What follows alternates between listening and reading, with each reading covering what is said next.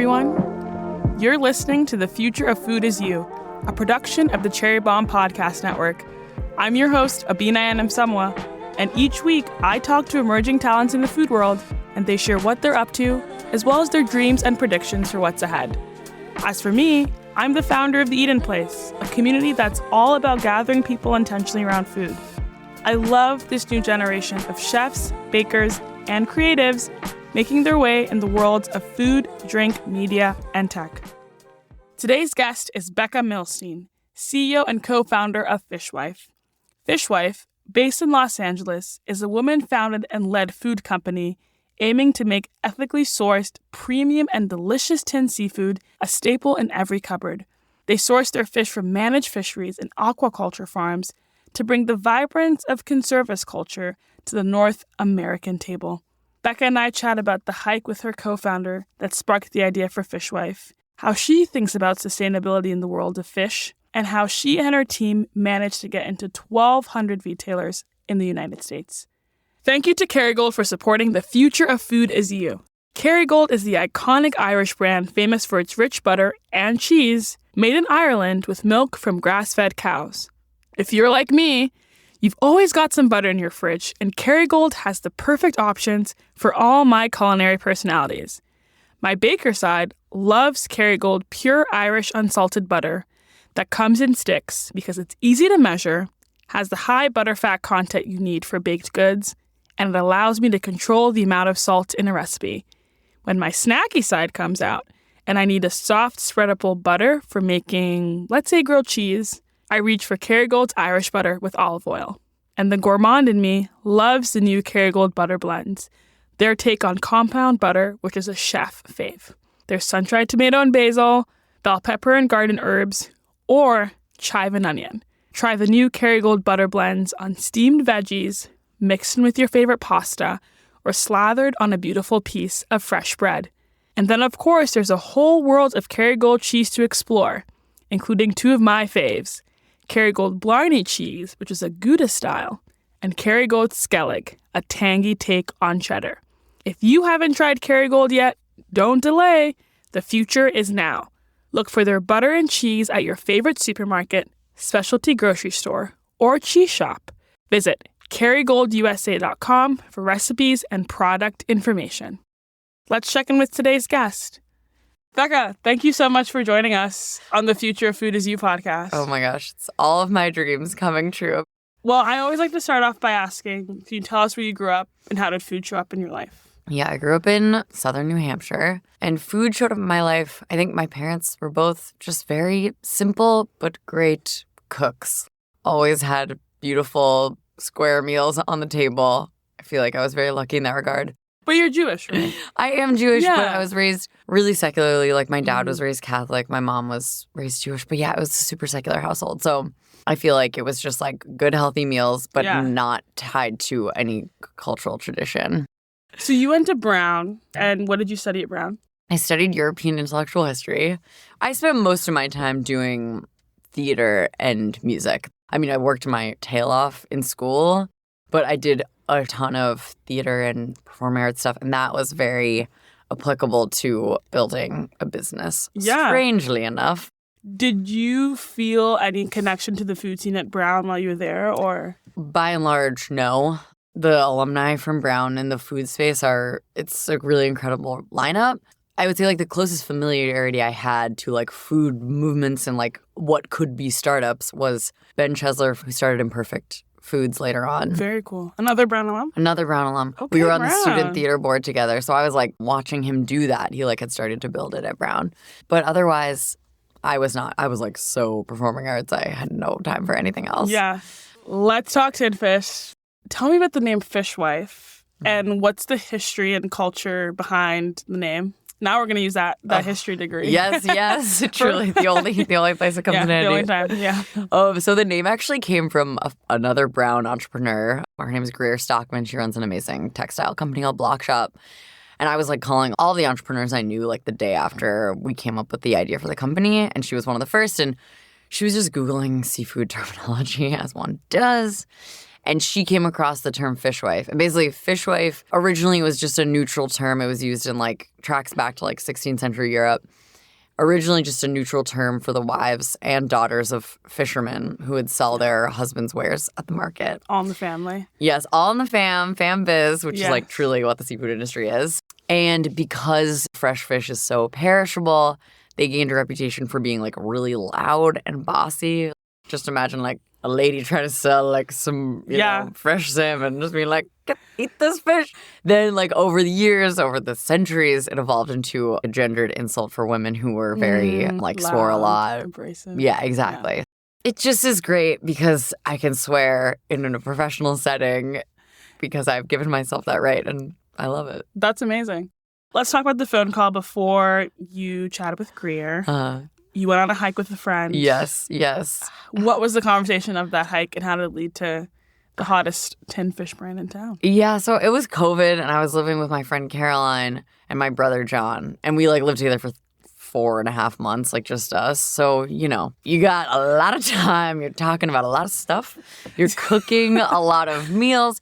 And basically we were just eating a bunch of tinned fish because we were busy. We were all working full-time jobs, trying to get high-quality protein into our diets while not having to cook 3 meals a day because that's exhausting. Yeah, and also cooking meat and stuff. It's a whole it's a whole operation. But so we were eating a bunch of tinned fish, and I think it just was very much in the ether. I very much started to notice in my peer group and then digging deeper into culinary media that there was a rising tide of interest in tinned seafood in the U.S. And of course, all of the articles were just citing, European brands, and there just was not an American brand that had collected the movement and the interest and the excitement around them and galvanized it in the U.S. So anyway, it was sort of the dual realization that there's this huge, nearly $6 billion category in the U.S. that is, it's a household staple, canned fish. Everyone grew up with at least sardines. Sardines or tuna. I mean, sardines even. Tuna salad, I didn't even know what a sardine until I was 20.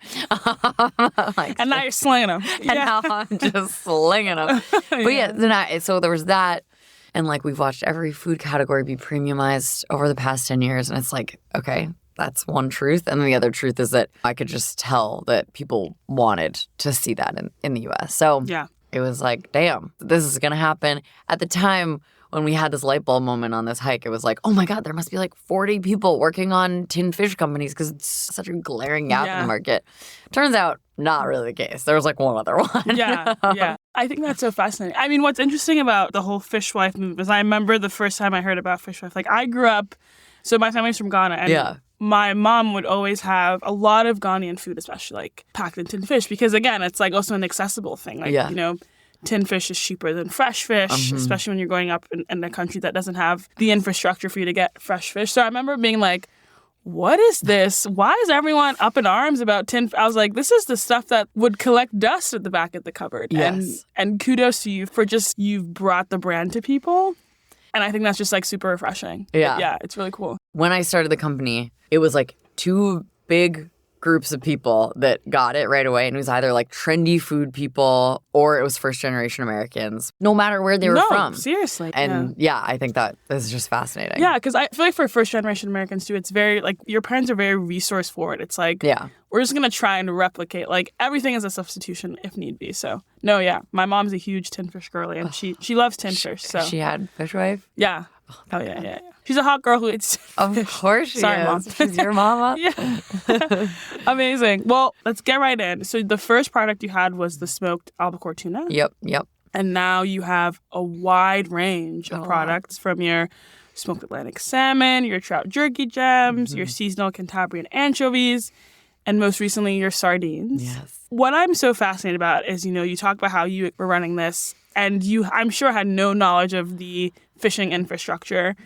What was the process like in acquiring your first factory connection or building that first relationship? Yeah, it was so slapdash. I think a lot of entrepreneurs in the food space, it's just there's no super streamlined, uber professional way to do it. You just got to pick up the phone or open up Google and just dive in. So we were Googling fish canneries in Portugal and Spain. That's how we started to think about building the supply chain because that's the region that we knew to be incredible at making really high quality tin fish. We were Googling in Spanish, which strangely enough, like truly does yield very different results than Googling in English. Yeah. And we're just like Googling different canneries in Portugal and Spain and emailing. You know, you can find emails online. And that's how we started to figure out what the heck does a canned seafood supply chain look like. So, you know, started to work on the ex-US supply chain. But that being said, like it was the height of COVID. Everything was fakakta and like importing anything was incredibly difficult, intimidating, the whole thing. So I was working on that and simultaneously was trying to get in touch with any fisherman in the U.S. that I could, which I did not grow up knowing a whole bunch of fishermen. Yeah. But like did eventually get in touch with one in Northern California, and he connected me to a cannery in Oregon, and that was where our first to market products came from, which was the smoked albacore tuna. And then the sardines, that was the first product we really started to lay the groundwork for, but it took so much longer to get to market. And your sardines are from Spain? They originally were from the Spanish fishery and the Spanish cannery in Galicia. But as I just learned more about seafood sustainability, it became clear to me that that fishery was not necessarily one that I could get behind. So we like got the first batch of products. I think it was like 10,000 cans or something.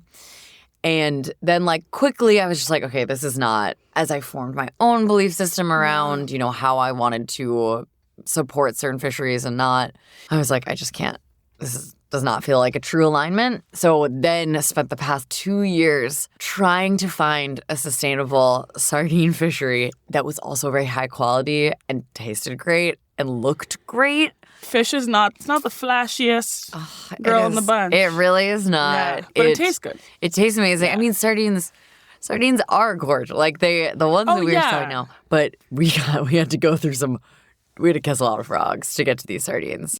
But we finally got there, and that was by connecting the only MSC, Marine Stewardship Council, certified sustainable fishery, which is in Cornwall, England, to the cannery in Galicia, Spain, that has that really deep knowledge of how the artisanal hand packing process works. Like, it was a whole thing. How do you think about the standards of sustainability you want while also trying to figure out ways to educate yourself on the industry and not contribute more to the giant overfishing problem that exists right now? There are a couple ways I think about this. First of all, we try to source, not necessarily equally, but we make sure we source from both wild fisheries and really incredible aquaculture projects, so farms. More than 50% of our seafood globally comes from aquaculture, and we think it's really important to partner with the best-in-class farms around the world and then try to educate people about why, first of all, they're already eating probably a whole bunch of farmed seafood and why farmed seafood is an absolutely necessary part of our seafood industry. Yeah. If you imagine that 50%, we're not taking that 50% from farmed seafood, where else is it coming from? But you need to work with the right partners that are practicing responsible farming practices. And then secondarily, we mostly partner with the Marine Stewardship Council on sourcing, or the Aquaculture Stewardship Council on sourcing from farms. Yeah. And those are the two like most globally recognized and respected sustainability certification organizations. And then when we want to work with a fishery that maybe there's no fishery that's big enough to be certified because like these certification processes are very expensive, then we have our own independent sustainability consultant that looks at all of the stock reports and the stakeholders in the industry, and we sort of analyze, like, is this a fishery we can stand behind and feel good about partnering with and feel like maybe we can even support in the responsible management in some very small way of the fishery. So it's multifaceted, but like those are the organizations we primarily partner with. And I'm curious, when you meet with these people, what have those been relationships like? And what do you think you're teaching them too about the consumer insights? Because again, you're one of the first American brands that's not just educating, but also guiding the whole discourse around tin fish, at least on American soil. Yeah. I mean, I think the thing that the seafood industry has not been able to do well is just like market itself and like also just invite people in. Like, Americans eat less seafood than any other industrialized nation. And I think, I mean, there's a bunch of reasons for that, but I think a big one is there just like aren't compelling brands that educate people about how to prepare and consume seafood, but also how to navigate sustainability and how to navigate their purchasing decisions. So what we're trying to do is create this really friendly, inviting brand that totally breaks from the tradition of seafood marketing and what it's looked like. And in doing so, bring people in a friendly way, get them to try a whole bunch more species by creating products that are ready to eat. It's a huge component of why people don't eat seafood. And adds the convenience factor. I feel like that's the appeal with tin fish, right? It's just like you pop up in a tin. Ready to go. Bread, butter, radish, whatever, toast, right now. Tostada. Yeah. Yes. And so I think because also America, we're so convenience for when it comes to our food. Yes, It's like yes. fast casual is king. You know, you want the 20-minute dinner type situation. So yeah, I think it's an interesting gap that you've been able to also add to people's pantries with such high quality. And I think that's just so fascinating, which is the perfect segue because I want to talk to you about customer education. How did you envision the ideal customer and how were you thinking about the ways you want to educate people in an approachable manner? Yeah, so I think our incepting customer base has certainly been people that are attentive to food trends, people that are attentive to sustainability. And I think we have spent the past 2.5 years like really building a consumer base that like loves the brand, loves the product, deeply engages with both. I think we've done some things well on the education front, but I think we have so much more to do. Yeah. And I would say like that journey really starts now. And we've been working this year on building up a ton of really strong communications about all of our fisheries and farm partners and our cannery partners that we're going to roll out in the next few months. And that is especially prevalent as we start to expand to an audience, mostly through D2C, but also through retail, that is maybe less familiar with the brand and needs more convincing, needs more explicitly stated value propositions. Like, I just feel like we were so lucky in the first 2 years with organic growth. People just loved the brand. They loved the product. And so it was just like, we're in no matter what. It's like signaling that you're in the food world, you're trend aware, 1000%. Yeah. And now it's like we're expanding audiences. And now it's like, okay, we really need to break down explicitly why our products are different, what the sourcing looks like, what the manufacturing process looks like. So I'm really excited for that. Let's take a quick break and we'll be right back. Hi, everybody. I'm Kerry Diamond, the founder of Cherry Bomb and the editor-in-chief of Cherry Bomb magazine. If you are looking for the newest issue of Cherry Bomb, be sure to visit one of our amazing stockists. Cherry Bomb is carried by great bookstores, cafes, magazine shops, and culinary boutiques across the country and abroad. Places like Stella's Fine Market in Beacon, New York, Matriarch in Newport, Rhode Island, and Good Egg in Toronto. Visit cherrybomb.com for a stockist near you. When you think about the tins also being the first entry point for customers, you know, you walk into your Whole Foods or whatever specialty grocery store you're going to, and you see that Fishwife can. Yeah. What elements are you thinking about as just incredible points for a customer like, okay, this makes sense. It's a fish. It's good. It seems trendy. Add to cart. It's a great question because the thing about Fishwife's design and aesthetic is like it is very maximalist, and we are like packing literally every detail we can onto a product. Like people have no idea, but like every box, every single thing that's on there is like a symbol of something about the sourcing or the processing or the recipe of the fish. Like everything means something. When you're going into retail, which right now our business is basically split 50-50 retail D2C. That's really impressive. Like 3 years in? 2.5 years. Yeah, almost 3. It's very important for your product at a grocery store to A, stand out, but B, also like very clearly communicate what it is and its value propositions. So this year we've been going through the exercise of how do we keep what people love Fishwife for, which is like kind of maximalism, while also making sure that some person who has never heard of Fishwife, when they go to the canned seafood aisle, they see our product and they're like, okay, know what that is, know why I should buy it. Our most recent products that we've been rolling out are very emblematic of that. Like the sardines, you probably saw those designs. So that's like the future is like we have this big clear banner where it says the product name, and then you'll see like whether it's like a lemon or a pepper or like extra virgin olive oil, you'll see those little, emblems of what's inside. And then usually there's some sort of certification on it, whether it's fair trade or MSC or ISC. That's cool. I want to talk to you about collaborations. You've partnered with Fly by Jing. You've done giveaways with a lot of the top brands like Graza. What is your thought process on partnerships and collaborations, and how do you take something from idea to concept? Yeah. Collaborations are the lifeblood of this company. So that was like what I did also in my career, and what I've always just been so deeply attracted to are brand partnerships. Like, I just think it's the most fun you can have. We've done so many collaborations. I mean, basically, You need to make sure you're on the same page as the brand. Like, there will always be times where one brand is doing more work than the other. So it's just like making sure everyone is on the same page about what they want to get out of it and that everyone is delivering on their promise. And we've had a great past year of just amazing partnerships. Like the Fly by Jing partnership, obviously, we had no idea. Jing and I were like, let's do this. That was just so easy and like didn't even think about, at the time I was still overseeing all of our marketing, was not very KPI driven, was just like, yes, this makes sense. Vibes. And I think that's fine. Like, I think it's fine when I think about brand partnerships. The most important thing is the brands have to be aligned. And then the second thing is like, okay, do they have an audience that is one that we're not necessarily accessing yet? It's going to take a lot of resource to bring these collaborations to life. You fully do have to validate that like you're going to have an ROI on that. So I think about that a lot more these days. But I would say it's still overall so vibe driven and like what's going to be cool and what's going to hit with the customers. That's the organic marketing piece. We've got a growth marketing side of the business and that obviously they work together. But like this is the place where we can really just think about like how do we build brand equity? Like how do we continue to build out our brand story and identity through the concentric circles of these other partnerships. So I think this beer is like my absolute dream come true. Well, tell us about this beer. So you launched a new beer today. Well, at the time of this recording. Yes. So congratulations. Thank you so much. Another Cherry Bomb fave, Talea beer. So cool. What was that conversation like? I think they reached out to us.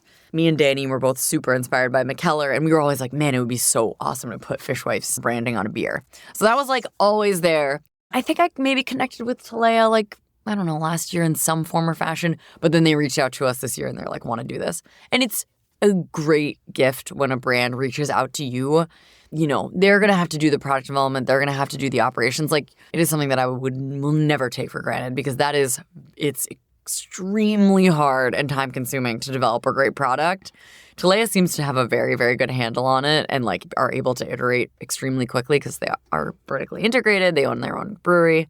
For us, it's like a full on like 8-month to 12-month investment in product development. So like they reached out and they were like, we want to create this beer together. And truly, when you have an opportunity where they're going to do the R&D work, like you just, you kind of like have And I'm sure there's been instances where you've reached out to a brand and taken up most of that space. Yes, and it's a lot. It's a lot of work. But this one was really fun because they created the beer and we created the label. So it feels very much like, we brought our strengths to the collaboration. That's kind of the dream because you're able to have this like very holistic, impactful collaboration that actually is showing up in a lot of places. So that time investment is really worth it. Do you think the future of consumer packaged goods or CPG products is in collaborations?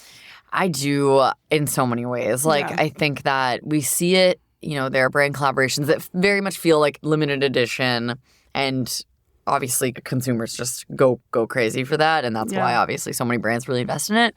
But also there are so many products that just permanently will have a brand partner and it just like adds to the validation of the product. Like I was drinking Stumptown's RTD cold brew and it's an Oatly product and that name will forever be there. And it's just like, they're going to have to source their oat milk from someone. It might as well be from another brand, a reputable brand. And that people have as a pantry essential. Yeah, exactly. So like, I'm really excited to see how the Fly by Jing product evolves over the years and we'll be doing more and more of those. That is my favorite. I just love making a little rice bowl situation. Oh, it's so good.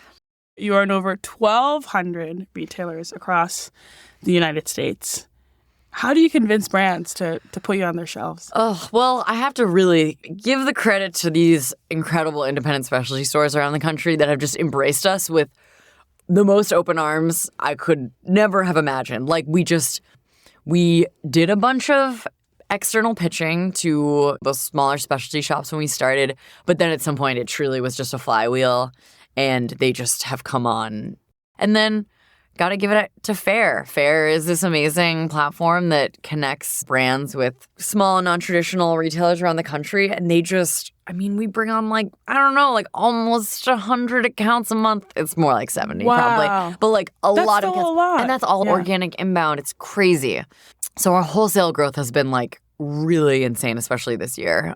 So there's that channel, the specialty channel, which like, again, God bless those people. They got our brand out to so many customers that ended up staying on, ordering D2C, continuing to buy at the specialty shops, etc. And then our actual grocery partners like Whole Foods and all around the country, Bristol Farms, Lassen's, Mom's, Central Market, New Seasons, all these lovely, lovely places. I mean, I think we were lucky in the same way we were lucky with press. It's like the category has not been truly innovated in ever in like a really deep and also broad way, which is what we're trying to do. You brought new life to the category, yes. which any grocery store will be excited about for sure. Yes, so they want that.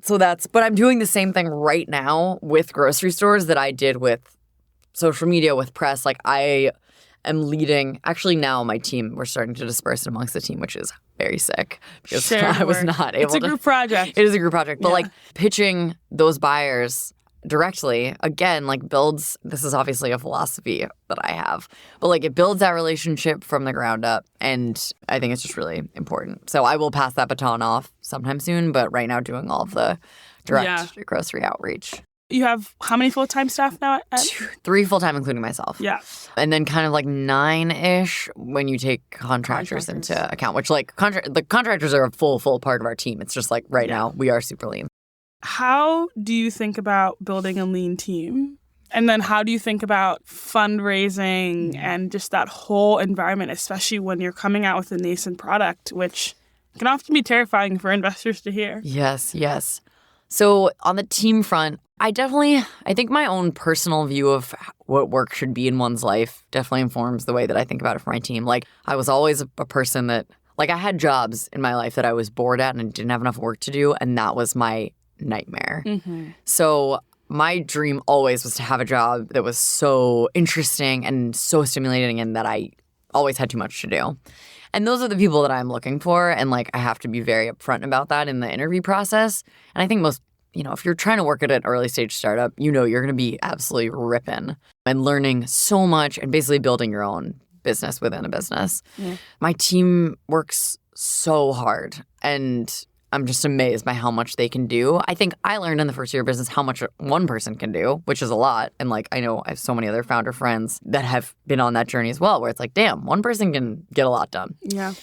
I think the thing is, like, I bring on people that want to work really hard, really want to build their skill set and want to be like leaders at the company and then leaders wherever they go after Fishwife and have the skill set to bring to those places. But you do have to be very careful making sure people are not burning out because they're working hard and they have so much responsibility. We've raised some outside capital, relatively very little, I would say, enough to grow.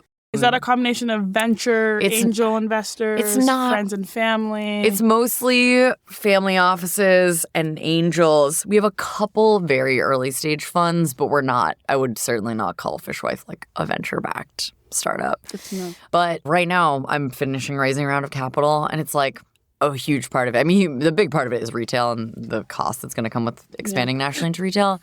But it's also making sure that I have the resource to hire other people to make sure that my team members do not absolutely just burn out the candle. Yeah. I feel like that's a bit of my obligation to them is to like make sure that they have resources to protect their well-being and mental health and all of that. Good boss alert. Yeah. We have a lot of aspiring founders who listen to the podcast, people who have ideas, but sometimes the capital is often the roadblock that stops them from fulfilling that dream. What do you think the future of fundraising, especially for food businesses, looks like? I do think it's a really hard time. In the fundraising space, I feel like truly across industry, but definitely consumer and definitely food and beverage CPG. So I do think there's a right sizing right now of how much capital should go into these companies, at what valuations, from what sources. At the end of the day, we should be building businesses to be profitable and to be self-sustaining. And obviously, there was a period over the past 5 years or 10 years where food companies were being invested in by tech investors that had tech growth expectations. And it's just not possible. It happens. But like, I do not believe, and many of my fellow founders do not believe that it is the right way to build a consumer business and especially a food business because like you need to build true brand equity. You need to take the time to like build great products, evolve them, iterate them based off your customer feedback. True exponential growth in this industry. Yeah. I just don't think it works for so many reasons. Yeah, I think like a lot of venture capitalists are not investing in this space anymore. I think that's probably for the better. Although those of us that have become reliant on that, it's going to be really challenging. And like, it's challenging. But I think we're moving in the right direction because like we should be building businesses with great fundamentals. Yeah. Do our businesses often still need outside capital to grow? Yes. Like I could not have done this without outside capital. You need to buy the tins to sell the tins. So. You got to buy the tins. You got to try to buy as many as you can at once because you get cost breaks. And I have friends that have bootstrapped all the way through. Shout out to Caitlin Mogentail from Pulp Pantry. She's just amazing. Wow. But it's really, really hard. Like you go out of stock. And going out, like, it's very hard to not go out of stock. And once you go into retail, going out of stock is a real threat to your business because you just, when you're building relationships with retailers, that's just not the vibe. How do you think about Fishwife making change, not just in the food industry, but also for first-time female founders? You know, again, we've talked about the whole tech dynamic. It's not easy. It's not easy being an entrepreneur, period. But I think it's especially not easy being a female entrepreneur. I'm curious to hear how you've built your network or your network of founders and how that's been supporting you. Yeah. I mean, without my network of founders, I'd be totally kaput. I talk to like at least 5 founders on a daily basis, whether it's just over text or it's usually just over text or a quick call or something. Like we fully rely on each other to learn and to grow because you just can't learn this stuff in school. Yeah. Like podcasts are the next best thing, but like to really get into the nitty gritty, like this is not stuff that you can Google. I try to have as many conversations with young founders as possible, but it definitely is a thing that I think every founder gets to. You just can't do it. You can't talk to as many people as you want to. And I'm definitely at the point where, you know, I used to take like every call that came in and I can't do that anymore. And it's like totally a self-preservation thing. Every founder gets there. Yeah. So I think that's why doing podcasts like these are important because it's like a scalable way to... We love a good scale. Exactly. Yeah. I went to Brown. I had that network of incredible entrepreneurs. When you talk about fundraising, how did I raise my first round? You know, I did a lot of cold pitching, but also like got some great people from the Brown network. So I did feel like I had a huge leg up there. And I think it's very important for all founders to recognize their privilege. How do you take time off? What are you doing when you're not slinging fish? Oh, man, not much. I'm a potato. No, I take every Saturday, I go on a big outdoor. I live in California, so I go on like a huge hike or go to the ocean and swim. Like I totally unplug every Saturday. And you just like have to do that. And then I run for exercise and that's where I like process information. It's where I like come up with ideas. It's where I like get out my rage occasionally because that is another thing people don't tell you about being a founder is like, you will be angry. Deal with some BS sometimes, and you will need to find a way to release that energy. Oh, I love it. Becca, we are huge manifestors on the podcast. Love it. Where do you hope Fishwife goes in the next 5 to 10 years? Yeah, I mean, we definitely have a big, big vision. We just want to, like, I've watched this tin fish movement exponentially grow over the past 3 years. And just like expand outwards and outwards the people that are exposed to it and engaging in it. So that's really what we hope to continue is like continue expanding that out, continue educating people on why they should be eating tinned fish and why, you know, it's maybe easier and maybe more sustainable and maybe more cost effective than buying fresh or frozen fish and why it can replace maybe you're someone that doesn't want to eat chicken or red meat, but disillusioned with the plant-based meat, so maybe tin fish are great. Anyway, the vision is to really like spread this message nationally, to expand the brand in different channels. I mean, we've developed some amazing food service formats, so to continue in that direction. I just like see a future that's like America is like plastered in Fishwife branding, which obviously it's like crazy narcissistic. There's a Fishwife sticker on a White House. Yeah, I'm just like, it's just such a fun brand and I love it. Want to keep growing it, want to keep growing in the seafood space, in the sea vegetable space. I think there's just so much interesting innovation happening in the operations and the supply chain of our industry. And I want Fishwife to be one of the faces for that, for a totally new seafood industry. So that's where I see it going. I also really want to open a sandwich shop one day. Oh, my God. I love that. Is there a fish you want in a tin soon? We're releasing slow-smoked mackerel with chili flakes. I'm really excited about that one. It is a gorgeous product, so unique. I'm so proud of it. I think it's going to be a hero product of ours, and I just can't wait for that to come out. And I just can't. The anchovies have been so much fun, and I just like the fun will not stop. I'm like the way that people engage with anchovies is truly another level. Oh, anchovies are that girl. They are. Fishwife is very loved. Is there a celebrity, icon, artist of yours that you love that you want to try Fishwife? Oh my gosh. Honestly, a lot of them have. I will say. No big deal. I get not to brag. No. I love Phoebe Bridgers. I can't help myself. I'm an East Side LA girl. She tried it like a year ago, and that was really, I can't lie, that was pretty huge for me. Maya Rudolph recently tried it. That was really huge for me. Becca, we're going to play our fun Future of Food Is You game, our Future Flash 5. Oh my gosh. The future of package design. Colorful. The future of CPG products. Tasty. The future of tin fish. Expansive. The future for female founders. Also expansive. And the future of girl dinner. Girl dinner. Wow. Bread and butter, baby. And anchovies. Becca, thank you so much for joining us on the podcast. I can't wait to see Fishwife continue to blossom and be a forever pantry staple. If we want to continue to support you, where are the best places to find you? If you live in California, the Northeast, or the Southwest, so like Texas or New York, New Jersey, go to Whole Foods. We launched there. We really expanded a lot this month. So, velocity in our products moving off shelf is really, really important. So please stock up on anchovies, sardines, and Fly by Jing smoked salmon, which is there. Or go to our website, which is eatfishwife.com, and buy products there. It's the best margins we get, so love it. And then all of our handles are just Fishwife, so check us out on Instagram. TikTok, we got a poppin' TikTok now. They're poppin' tins on TikTok. Yes. How yes, fun. we are. Amazing. Thanks so much. Thank you so much, Abena. Before we go, our guest is going to leave a voicemail at the Future of Food mailbox, just talking to themselves 10 years from now. You have reached the Future of Food Is You mailbox. Please leave your message after the beep. Hi, Becca. I hope you are so great and feeling wonderful. If things have gone the way that I hope they do, you will still be running Fishwife, and we'll have successfully spread the gospel of great tin fish from sea to shining sea, and more people will be eating more, better, and more responsibly sourced seafood. And you will have helped grow a loving, hardworking, ambitious, and engaged team that basically get to see all their dreams come to life all the time. And your company will still be supporting hardworking fisher folks, farmers, and canneries all over the world. And you'll have built deep and long-standing relationships with these partners. You will also have learned to create a little bit more space for calm and quiet in your life and have stopped living in such a constant state of organized chaos, or maybe you've just organized it a bit better. You'll still ask people for advice, but you'll have a little bit more confidence in your intuition, and you'll really have seen the Fishwife vision play out into the universe. Sending love from the past, Becca. That's it for today's show. Do you know someone who you think is the future of food? Tell us about them.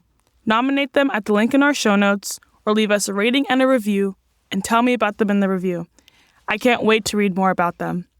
Thanks to Kerry Gold for sponsoring our show. The Future of Food Is You is a production of the Cherry Bomb Podcast Network. Thanks to the team at CityVox Studios, executive producers Carrie Diamond and Catherine Baker, and associate producer Jenna Sadhu. Catch you on the Future Flip.